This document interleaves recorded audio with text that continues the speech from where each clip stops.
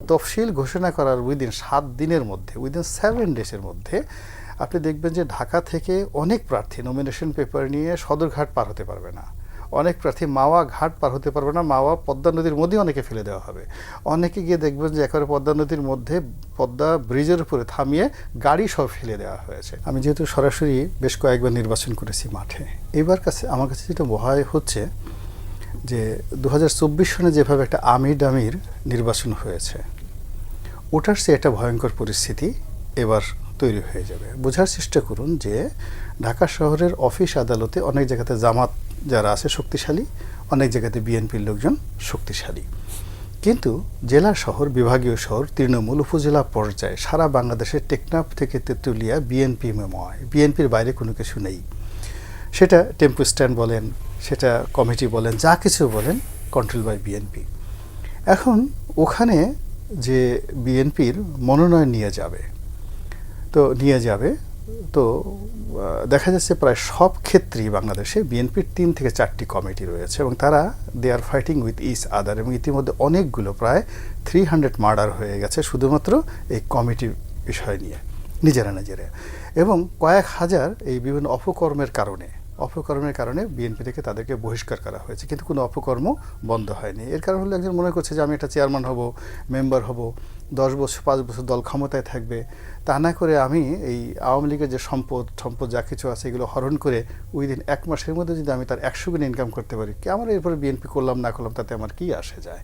অথবা তারা দেখতেছে যে আওয়ামী লীগের লোকজন যারা বাংলাদেশে ছিল চোখের সামনে সুন্দরভাবে পালিয়ে গেল, তাদের তো কিছু হলো না, এবং অনেকে তো ঢাকা এয়ারপোর্ট দিয়ে ঘুষ দিয়ে 1 কোটি পালিয়ে গেল না ম্যানেজ করলো, মানে ম্যানেজ করেছে, পালিয়ে গেছে, যেভাবে তারা সুন্দরভাবে গেছে।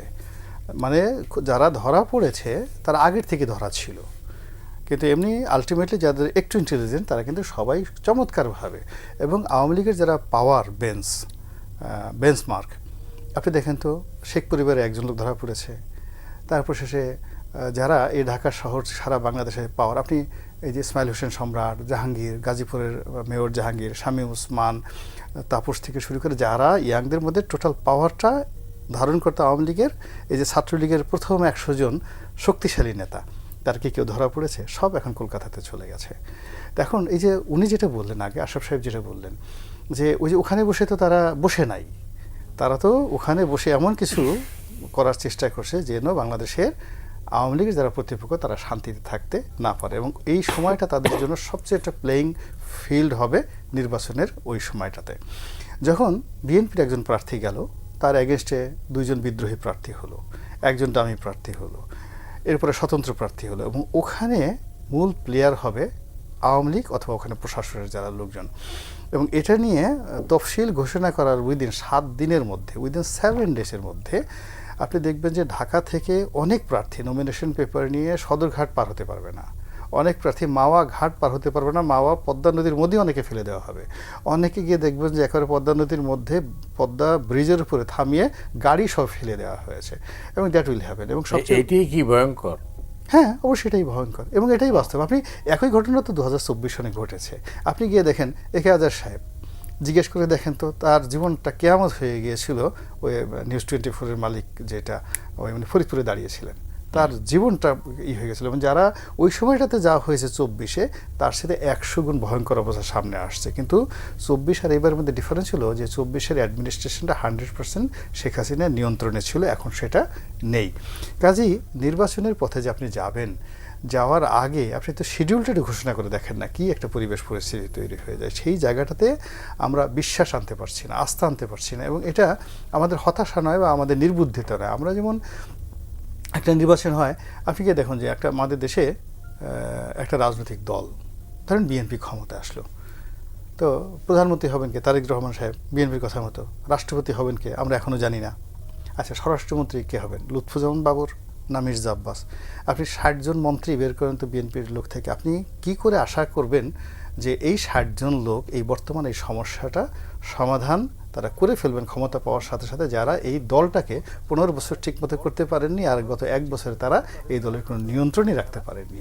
ফলে কি হচ্ছে, মানুষকে আপনি যত বড় বড় কথা বলেন, ইংরেজিতে অনেক কথা বলতেছেন, শুদ্ধ পরিশুদ্ধ ভাষায় কথা বলছেন, প্রমিত বাংলায় কথা বলছেন, নানা রকম দফা দিচ্ছেন, কিন্তু পাবলিক বলে যে ওইরকম দফা না, আমার তো প্র্যাকটিক্যালি আগে আমি গুলিস্তান এবং বাইতুল মোকাররমের সামনে একটা দোকান বসানোর জন্য 100 টাকা আমাকে চাঁদা দিতে হতো, এখন তারা বলতেছে আমাকে 500 টাকা চাঁদা দিতে হয়।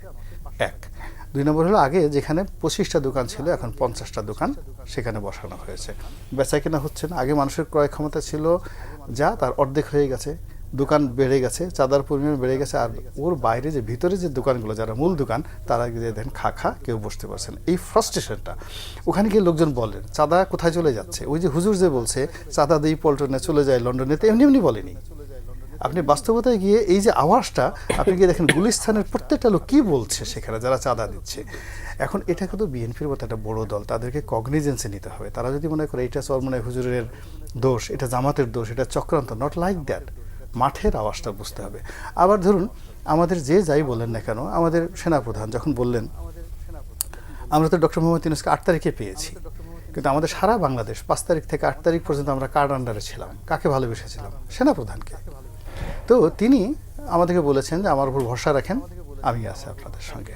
কিন্তু গত 1 বছরে সেনাবাহিনীর কারণে চাঁদাবাজি বন্ধ হয়েছে, সেনাবাহিনীর কারণে দুর্বৃত্তায়ন বন্ধ হয়েছে, আন্ডারওয়ার্ল্ডের ডন বন্ধ হয়েছে, এই যে কারণ বাজারে চাঁদাবাজি হচ্ছে, তেজগাতে চাঁদাবাজি হচ্ছে, হাজার হাজার কোটি টাকার চাঁদাবাজি হচ্ছে, এটা যে বন্ধ হয়নি। তো আপনি ট্রাক স্ট্যান্ডগুলো দেখেন আজকে, মানে বন্ধ হয়নি, কোনো কিছুই বন্ধ হয়নি। তো এই অবস্থাতে আপনি যে একটা সুন্দর নির্বাচন হবে, সেই নির্বাচন হয়ে ভোট দেবেন, ভোট কেন্দ্রে যাবেন, তারপরে আপনার মনের মতো লোক নেতা নির্বাচিত হবে, আর এরপরে আপনি সেই নেতার বাসায় গিয়ে পোলাও, কুরমা, কালিয়া, কুপ্তা খাবেন, এই স্বপ্ন তো আপনার আসবে না। রিয়েলিটি সেটা না।